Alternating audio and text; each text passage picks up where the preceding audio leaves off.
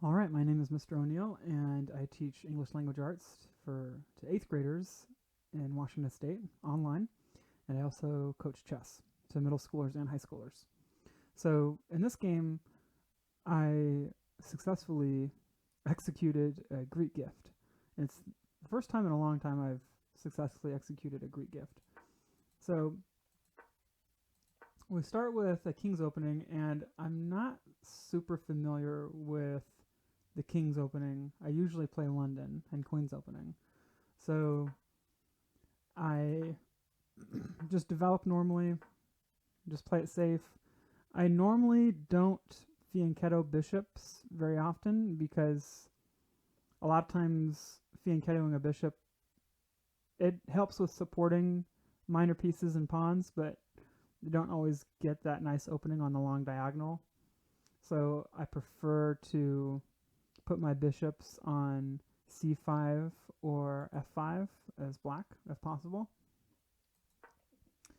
and creating some luft for my bishop to go back in case the knight ever tries to attack. And after castling, my opponent is developing their queen, but this is a really nice square for my own knight because there's no way for the pawn to attack it with the knight sitting on c3. So they go back. I end up going back just because I'm realizing I like my bishop staring at the f2 pawn,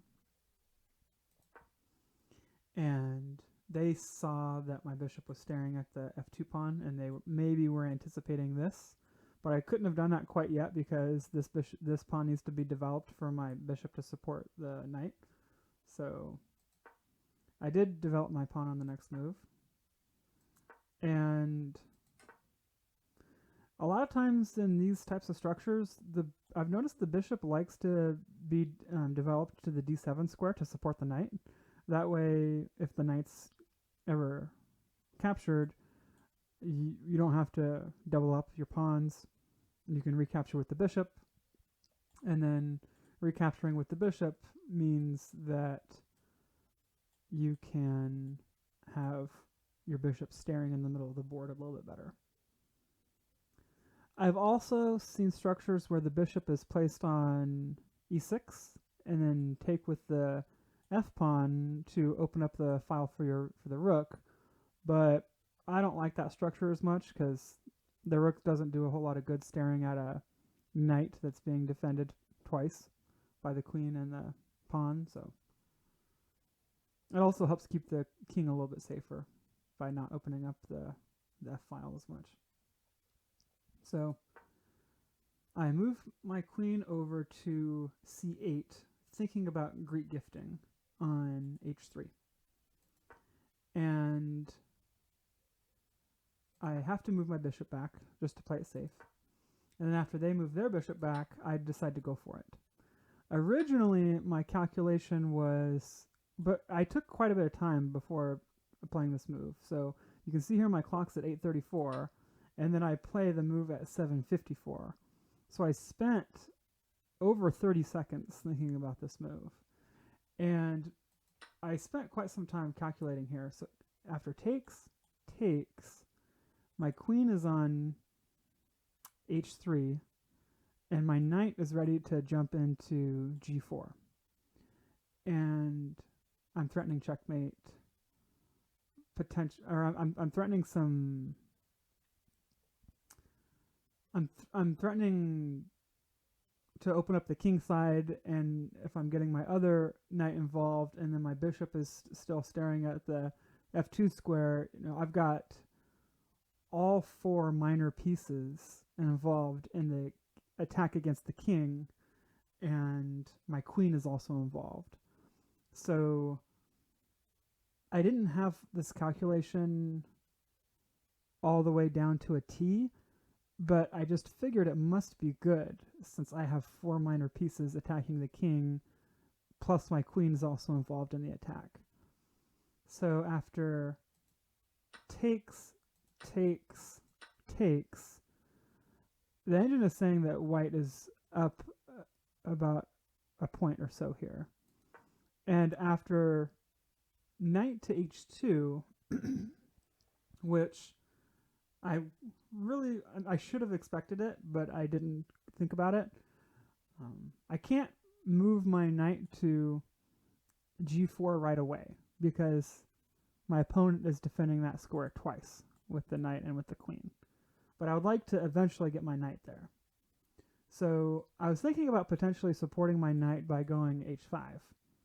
But I figured what would probably be better is getting my other knight to c4 and then eventually f3, because the f3 square is only being defended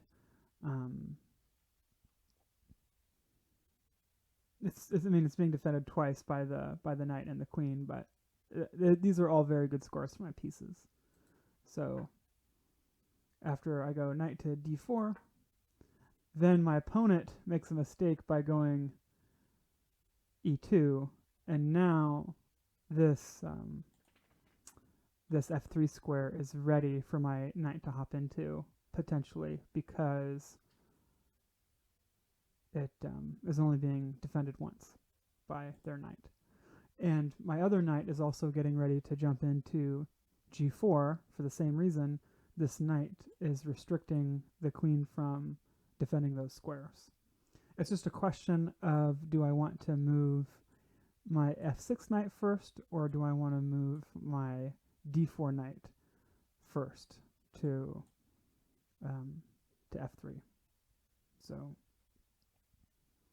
eventually I had to calculate quite a bit for this, because you can see my time here was at 7:12 and at 6:44, so almost 30 seconds, I eventually decided to go knight here. And the calculation was, if I would have gone knight here instead, this is technically still winning, but it's not so simple, because after d4 to block, I can take, and then they're not going to want to take, but I still have g3, or they have g3 to open up an attack against my queen. So this is more of an even position, and I did not want to go into this.